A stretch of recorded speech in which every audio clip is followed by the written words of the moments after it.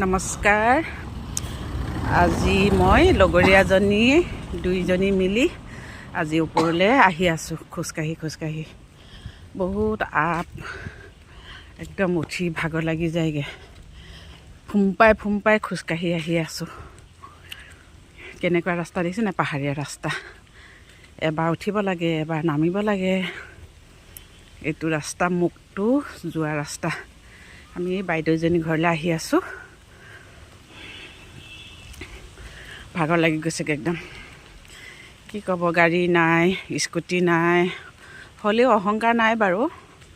খোজকঢ়া এটাও অভ্যাস। আমি এনেকৈয়ে খোজকাঢ়ি ঘূৰি ফুৰোঁ। দুখীয়া মানুহ, দুখীয়া বুলিও অহংকাৰ নাই।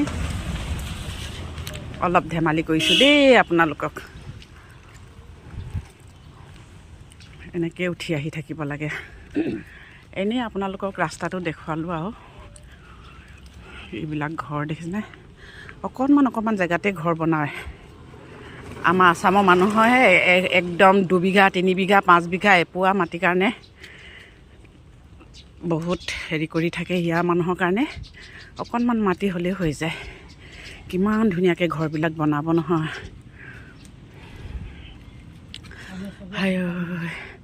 হয়নে চাবি, অহংকাৰ নাই ইয়াৰ মানুহৰ।